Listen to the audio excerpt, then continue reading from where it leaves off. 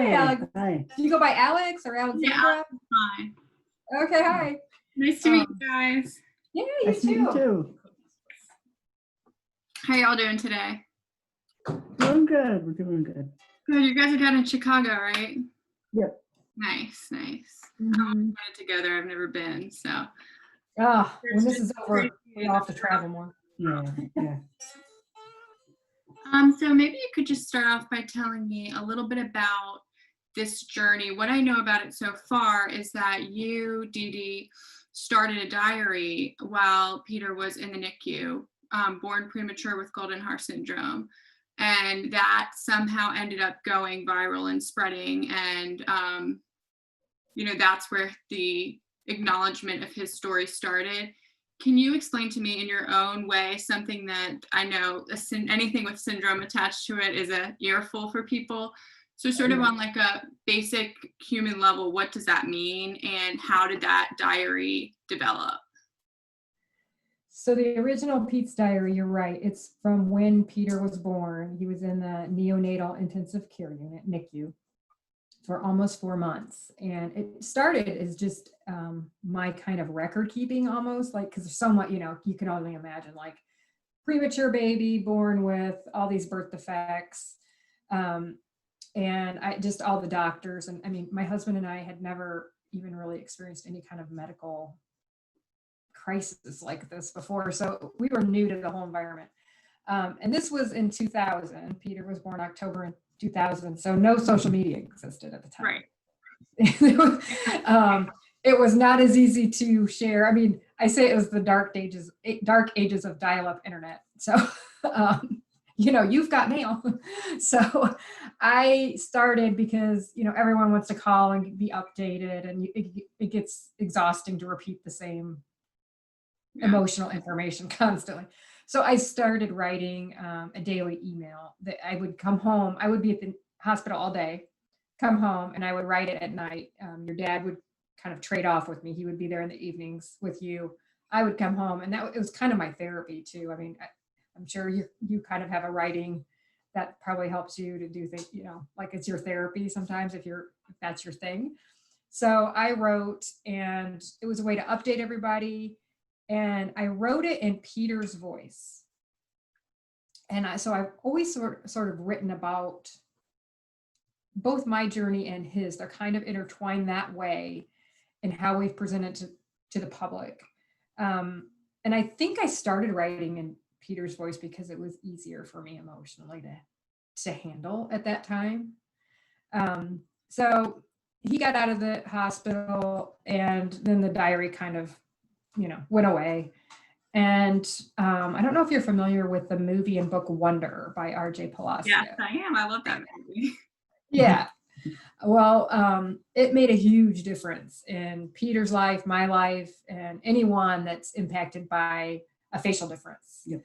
So if you know the story, obviously it's fiction. It's about a boy with a facial difference. Peter was about the same age when the book was published. Mm-hmm. And I read it. I'm a big book person, so I read it. And I serve on the board of directors for Children's Craniofacial Association. And I asked everybody on the board to read it. And I always wanted an education and outreach platform for our charity. It's not, facial differences are not known as much as like, on cancer or diabetes or, just different types of diseases and syndromes. So it was a great way to kind of introduce that about different craniofacial syndromes to the outside world, because kids love the book. Everybody was loving the book and then the movie. So a few teachers that I knew asked if Peter would come in and talk to their class, if Peter and I together would come in and talk to their class after they read the book. And it just kind of took off from there. So we started speaking at schools and about Choose Kind, and Peter brought the story to life. So the story is fiction, Peter's story is true. So we just, we started out just comparing the book, what was happening in the book, to Peter's experiences. And the book is a really good snapshot of socially what it's like, but not so much medically. So we brought in some of the medical, it's not just social things that these kids and adults deal with. It's a lot of medical, Peter's had 35 surgeries. I've lost track. Yeah, 35. Yeah, so, right. you go through a lot. So Pete's diary came back in that way. Yep. And we never, it wasn't set up as a business until just a year or two ago. We just spoke for charity on behalf of charities and donated I just asked for donations to the charities we represented. So, and that's mostly still what we do, but Peter being older now and graduating high school last year, we were looking for, what do you want to do and things like that. So Pete's diary now exists as a way to empower others with courage, confidence, and kindness. We call it music, motivation, and kindness. Yep. And so you've seen them on TikTok. It's all positivity, empowering your inner rock star with Peter, and nothing but positive vibes. Music unites and heals people. We really feel strongly about that. It's been a huge part of Peter's life later in his later teens is when he kind of picked up a guitar 4 years ago. Yep. And it helped him with big recoveries from surgeries. And it's just, we feel like it unites people, it heals. School of Rock was a big part of his last few years of high school.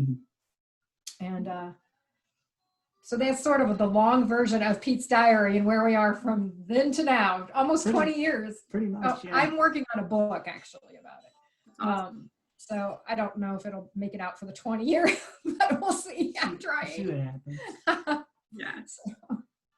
So what affected you about the syndrome physically and medically, aside from appearances?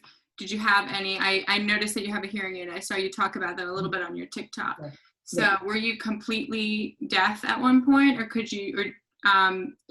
is that something that without it you can hear at all? Or how does that impairment work for you? Yeah, so with the hearing aid, like if I were to just take it off right now, so there's like a magnet underneath, right? So you could just take it on and off pretty easily. But the right side, my right ear, it still works perfectly normal. So I could still hear out of this side. But when you put the hearing aid on, I think it works in stereo.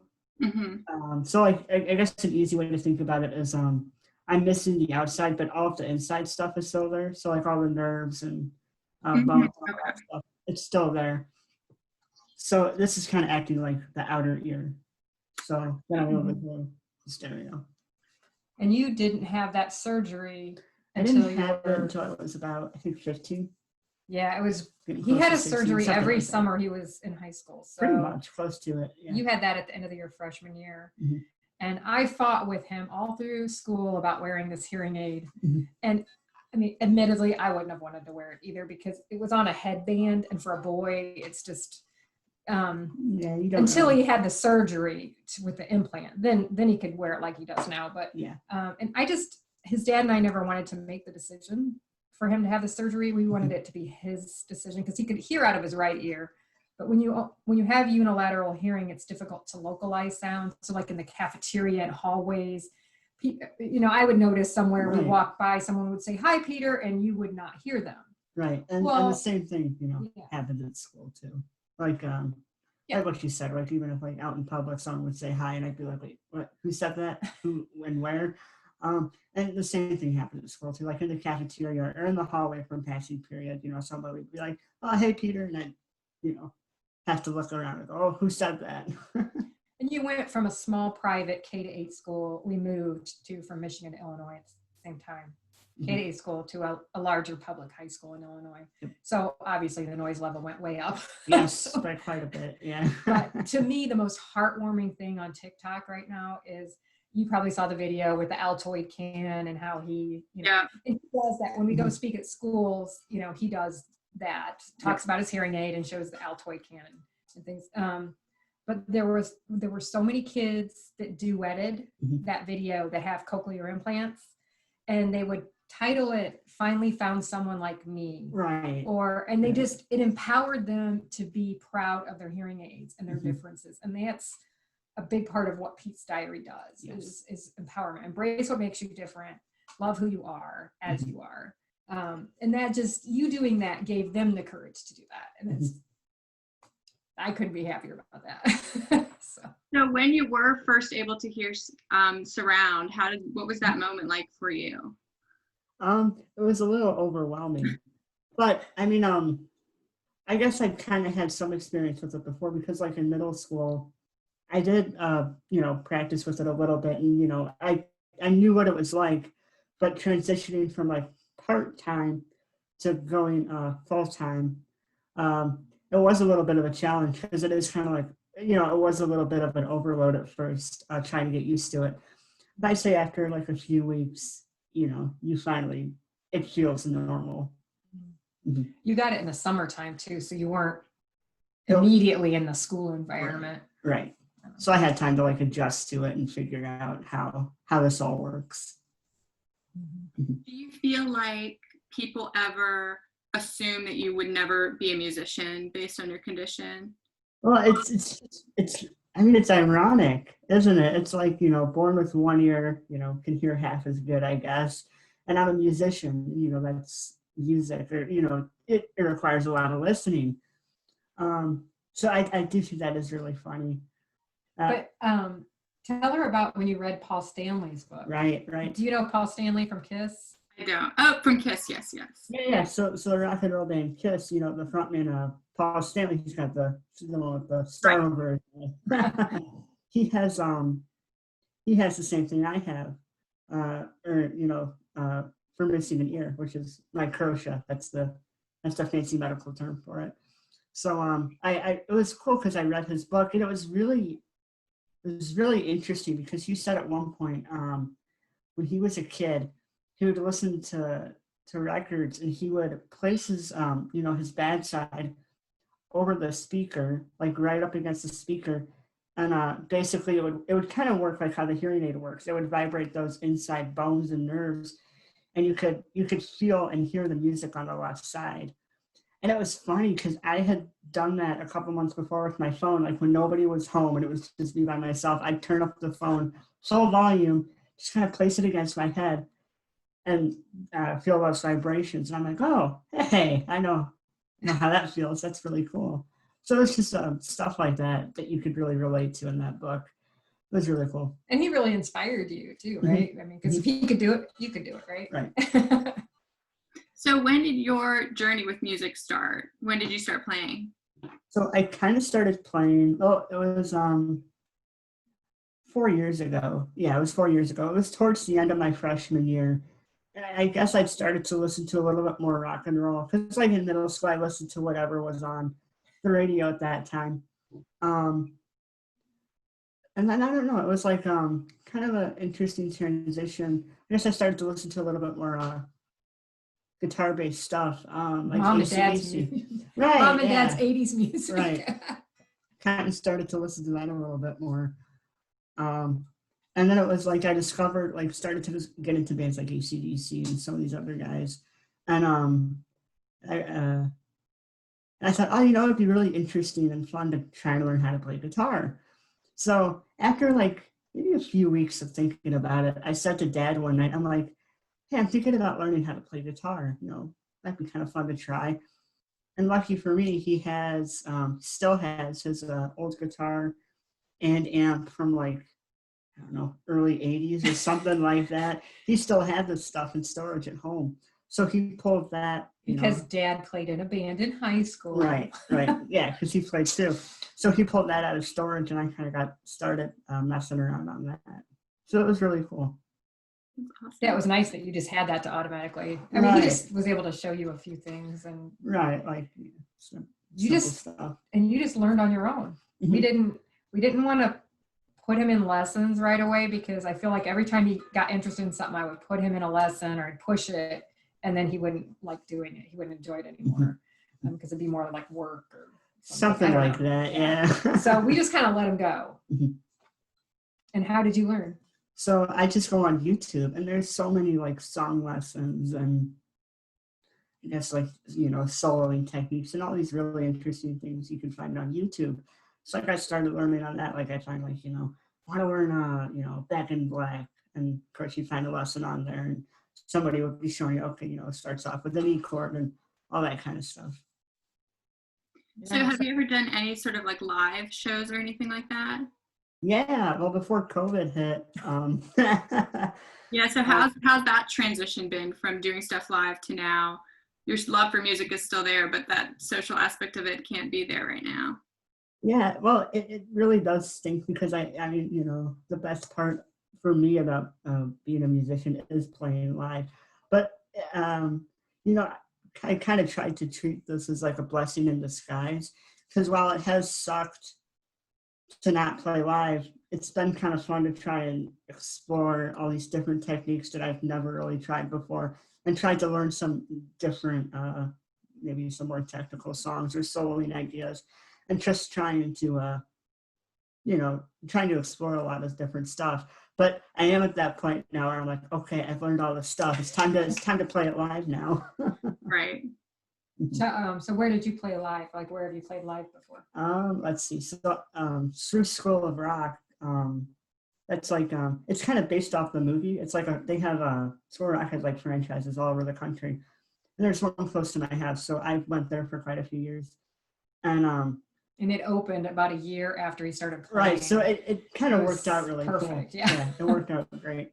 So like I made like the I guess you call it the elite band. It's like you know, the band that would go out and do these live shows and all that.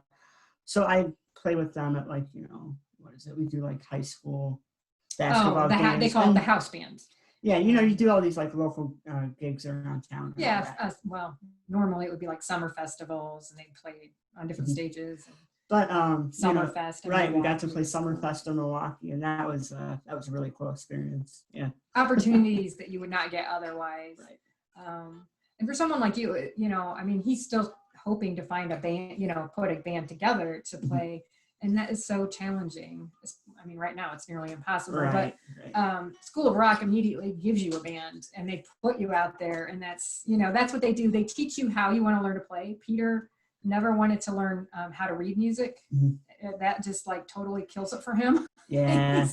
It's like math or something. It's like, right. Yeah. And he just, so School of Rock would teach the way you wanted to learn. You know, if you want to read music, they will teach you that too. But and they automatically give you places to perform, so you get that experience. It's just a great environment. It's very inclusive, and you know, a lot of kids that, you know, they don't fit in necessarily with sports or even that's maybe drama club or the band. Right. You know, the traditional band, high school band. Yeah. This gives them a different option for music, to pursue music. So what kind of reactions have you gotten from your music? Well, I haven't released anything yet, but I mean, playing live, I mean, people seem to love it, so that's a good sign. And how's it all been going on TikTok with your music? Oh, it's been, I mean, TikTok is interesting because you never know like what is gonna like, I guess, take off.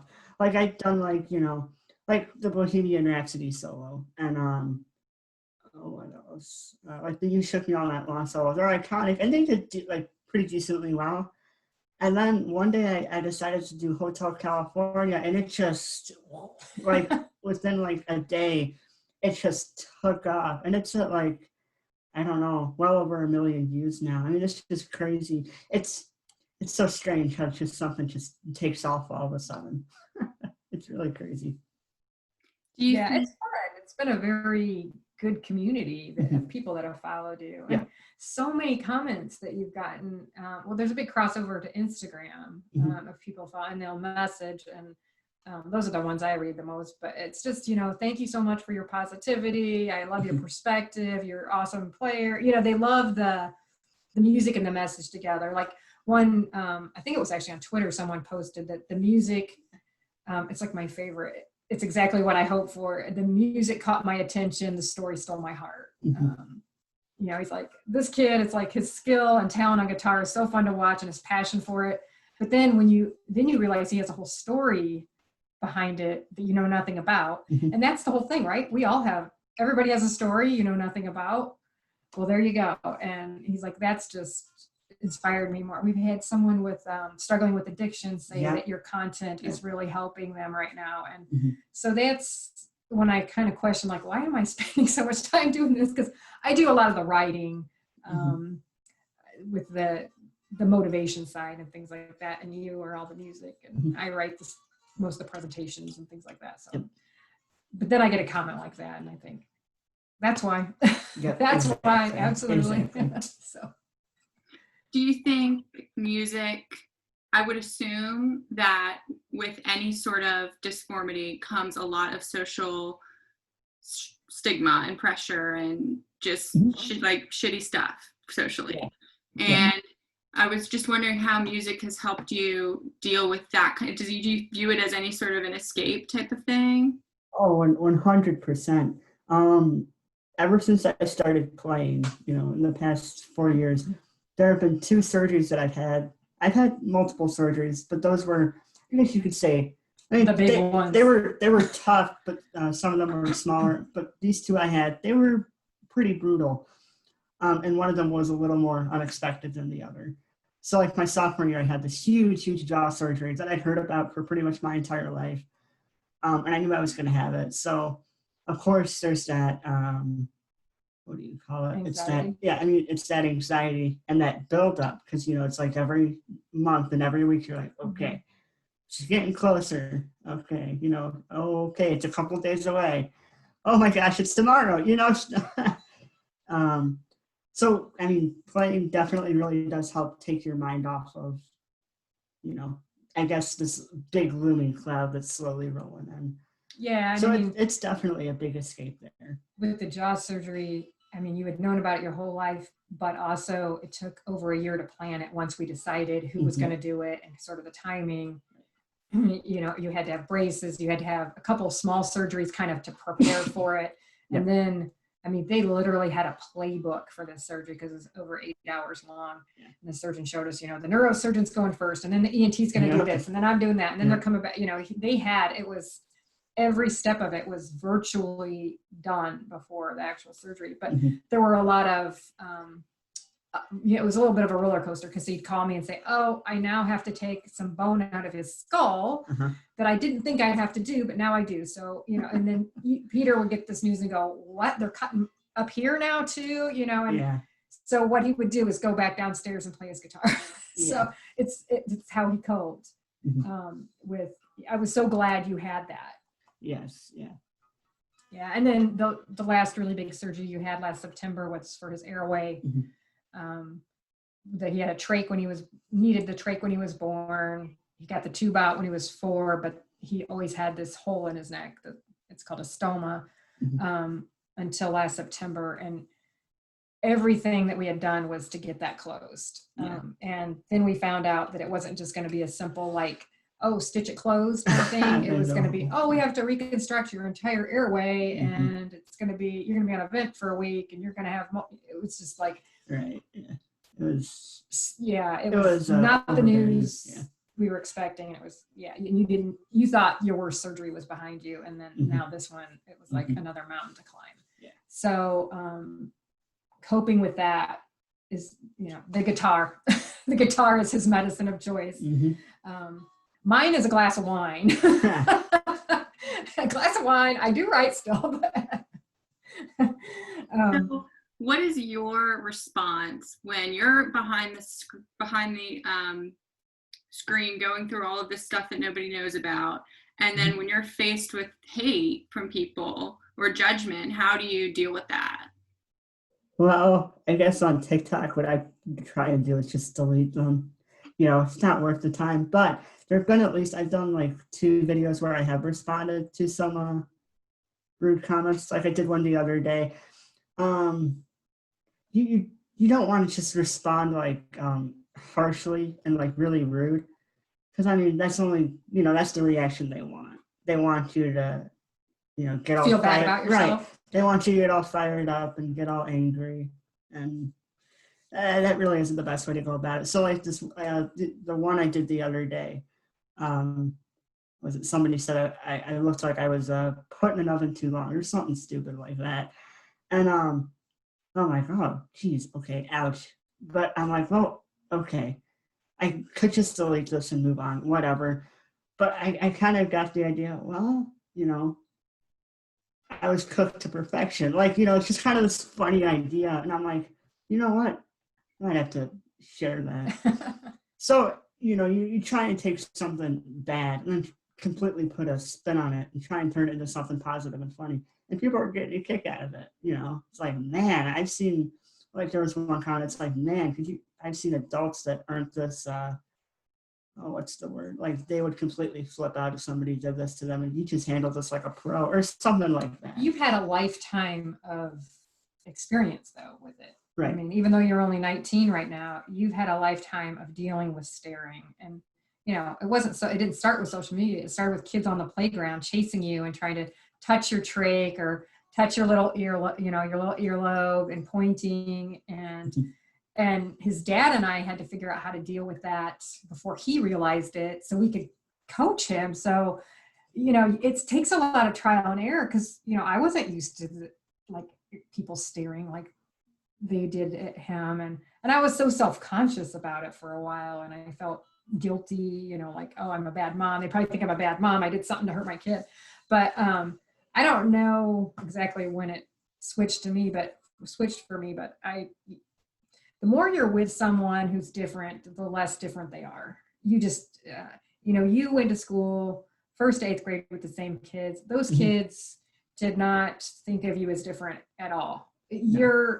He wore his prosthetic ear all through elementary, middle school because he had glasses and kind of hard to wear glasses without 2 ears. So, but you know, if your ear fell off in school, they wouldn't think much of it other than same thing as someone's glasses coming off or something. Right.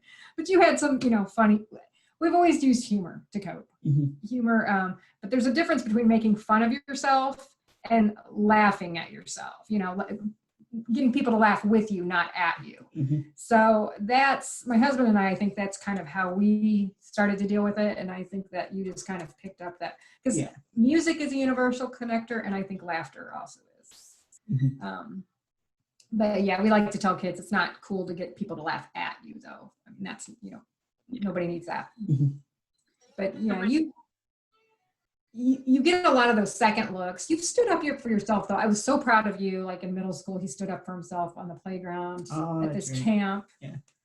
About that kid. Oh yeah, there was this one kid at the summer camp, and well, it was kind of rude to everybody. But one day he came up to me and said something along the lines of, "Oh, everything about you is weird. The way you talk, your ear's funny. What's wrong with the hole in your neck?" He just said like a lot of rude stuff. So I was pretty hurt by that and walked away. But later I went up to him on the swings and I'm like, "Oh, come on, dude. You know what? You're a jerk." And he left me alone. So I guess it worked. You know, you gotta, you know, if like, you know, something rude is escalating, you gotta stand up for yourself a little bit. Yeah, because he was mean to all the kids, but yeah, Peter was telling me this story on the car on the way home, and he's like, so, you know, I just walked away because he wouldn't let me get past him, and I just walked away, and I'm like, damn it. I'm like, oh, you did? You just walked away, really? And then he's like, but then it kind of started bothering me more, and I'm like, you know what? I just walked up to him and I told him he was a jerk, and I'm like, yes, parent win. So on a more positive note, when people come to you and say, hey, like, you're inspiring me a lot, like, I think what you do is awesome, what does that mean to you when you hear those kind of comments? I mean, it means so much. And I mean, it's almost like, seriously, it's been like every day, you know, wake up and there's a couple direct messages that are on Instagram or TikTok, and it's like, dude, I don't know how you handle all this crazy stuff you've been through, but, you know, it's really been helping me through, you know, like we said earlier, like an addiction problem or, you know, maybe I don't know, like a breakup or something, or like, you know, just just something rough in their life, and they're just somehow they're connecting with what I'm doing, and it's making them feel good. And I mean, that reading something like that, it really means a lot. It's all perspective, right? It's, you know, when we go speak at schools, Peter talks about, we like to use the analogy of, think of your life as a book full of chapters. You can't choose all the content that's in those chapters. Like, we can't take out COVID, even though we wish we could. But you do always have a choice in what the title of those chapters are. And that's through your perspective and your reaction, how you react, and what's going to be permanently written in your book. So Peter uses the example of, you know, I could say why it's weird to be missing an ear. instead, I'm going to call the chapter Why It's Fun to Have Fake Body Parts. So, or why it sucks to have 35 surgeries. Before 18 or something like that. Instead, I'm calling it How I'm Rocking My Life as a Metalhead, METAL, because, and then we show an x-ray of his head that's full of metal Yeah. and metal music. So, so it's a good way to put a spin on something that could be negative and turn it into something positive. Yeah, because people ask you, do you wish you didn't have Goldenhar Syndrome? A lot of kids will ask that. And what do you respond to that? Well, it's like, I would like to take out some of the, rougher parts, like, all these surgeries and, maybe some of the internal stuff too, like some stuff that could limit my abilities. Like when I had the hole in my neck, I couldn't go swimming. Luckily, that's changing right now because with this closed, I've been taking swimming lessons. So after 19 years, finally learning how to swim. It's been great. But like the ear, I mean, I'm comfortable with it now. I mean, it's just really been part of me my whole life. So honestly, I wouldn't change it. I'm fine with it. You've adapted. Yeah. I mean, you went through periods, like middle school's rough, right? Like all you want to do is blend in. You don't want to be singled out. For a while, you were really good at putting a hoodie up over your face and going like this and walking. And I was like, Peter, take it off and look people in the eye. And, just hold your head up. You have nothing to be ashamed of. But it's rough, growing up and all that. And I think high school, you were especially terrified of that because you were new and the school was so big, but, it's way easier to say than it is to do. Like, just, when you go to school and they're like, the teacher says, oh, tell us about yourself. And you're like, well, I really don't want to. Because then I have to start answering a bunch of other questions. Right. I'm like, how cool is it that you can tell people that you spoke to 10,000 kids in schools last year, and that's pretty awesome. But then they'd be like, well, what do you talk about? Why? And then you'd have to talk about, well, I have, this and that and whatever. And he just didn't want, to acknowledge it. And I got that. But then as it finally kind of, word got out about it and whatever, despite you not talking about it, people. Then I think you came to realize that it was easier. It's like the elephant in the room, right? If you're comfortable, if people know you're comfortable, then they're going to be comfortable about it, talking about it. Because when you have a facial difference, you can't hide from it. I mean, you can try to blend in and pretend like there's nothing different, but people are going to notice. I mean, you can't hide from it. So you have to, pardon the pun, face it. Basically. No wonder that book and movie really, really made a big difference. I think in acceptance.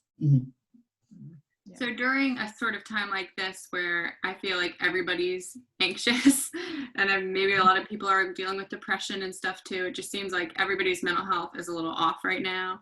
What kind of music have you been listening to and playing? Yeah, so I've been having a lot of fun. Like my main style has always been a rock and a blues. So like lately I've really kind of been listening to, he's a rock and blues player named Gary Moore. I've been listening to a lot of his stuff and, learning some of his tunes. And that's been a lot of fun, spending time going down into listening to his catalog and learning all these really cool tricks and, some stuff that he would do.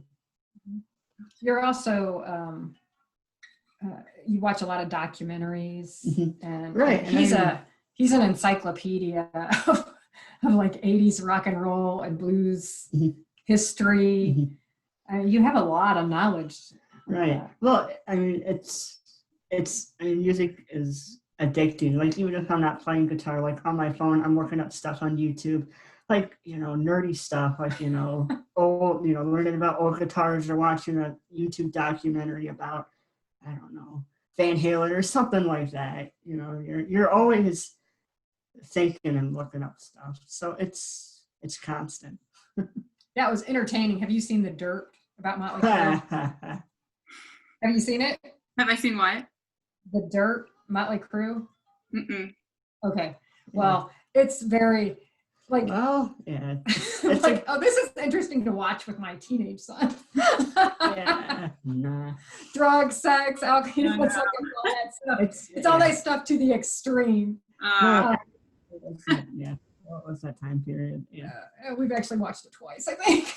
Hey, I mean, besides all that stuff, COVID makes it's a good movie. Well, if you're up for it, I'd love to hear you play something. Yeah, so like, let's see. All right, yeah, like, maybe shift. If you want here, if you want to stand up, I will like adjust the video. All right. Let's see, what can we do?